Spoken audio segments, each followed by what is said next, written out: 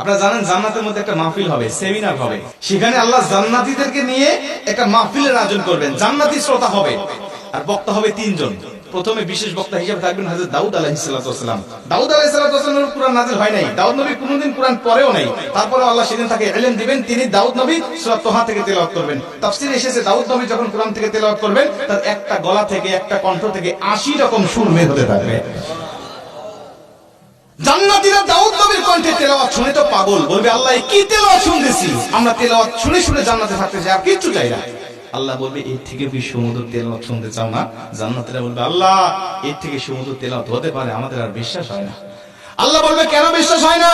দাউদ নবীর উপরে কোরআন নাজিল হয় নাই, দাউদ নবী কোরআনের জন্য মার খায় নাই। যে নবীর উপরে কোরআন নাজিল করেছি, যে নবী কোরআনের জন্য মার খেয়েছে, দাঁত শহীদ করেছে, মাথার হেলমেট ভেঙেছে, উহুদের প্রান্তরে রক্তক্ষরণ করেছে, ওই নবীর কণ্ঠ থেকে কোরআনের তেলাওয়াত শোনো, কেমন সুমধুর শোনা যায়।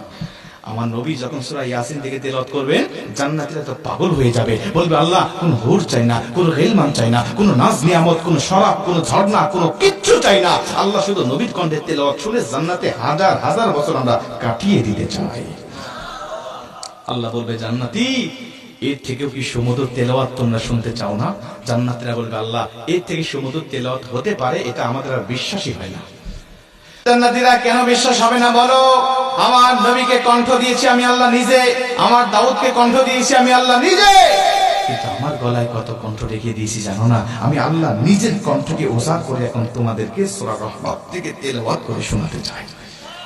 আমার আল্লাহ সেদিন টান দিবেন সূরা রহমান থেকে, আর রহমান বলবেন না, তিনি আনার রহমান বলে টান দিবেন। আমি রহমান, যে রহমানের কথা দুনিয়াতে তোমরা শুনেছো, যে রহমানের ভয়ে দুনিয়াতে পাপ থেকে বিরত ছিলে, যে রহমানের ভয়ে তাহাজ্জুদের ওয়াক্তে দাঁড়িয়ে চোখের পানি বিসর্জন দিয়ে নামাজ আদায় করেছো, যে রহমানের ভয়ে সারাটা দিন রোজা রেখেছো, যে রহমানের ভয়ে তোমরা সত্যের পক্ষে চলেছো, ওই রহমান আর কেউ নয়, আনার রহমান, আমি রহমান বলে আমার আল্লাহ সেদিন একটা টান দিবেন। আমার রবের টান শুনে জান্নাতীরা সেদিন হাজার হাজার বছর ধরে জান্নাতের মধ্যে বেহুশ অবস্থায় পড়ে থাকবে।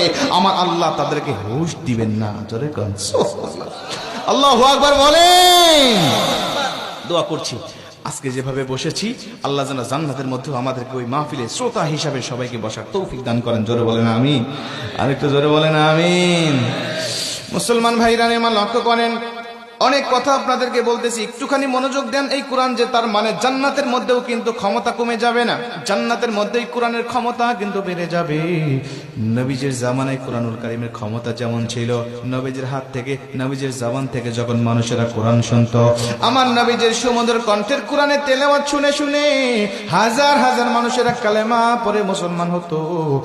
আজও নবীজির উপরে নাজিল হওয়া এই কিতাবের কোরআনের তেলাওয়াত শুনে আমাদের দুনিয়াবি বক্তাদের কণ্ঠে, দুনিয়াবি কারীদের কণ্ঠে কোরআনুল কারীমের তেলাওয়াত শুনে হাজার হাজার মানুষ প্রতিদিন কালেমা পড়ে মুসলমান হচ্ছে। জোরে কোন সুবহানাল্লাহ।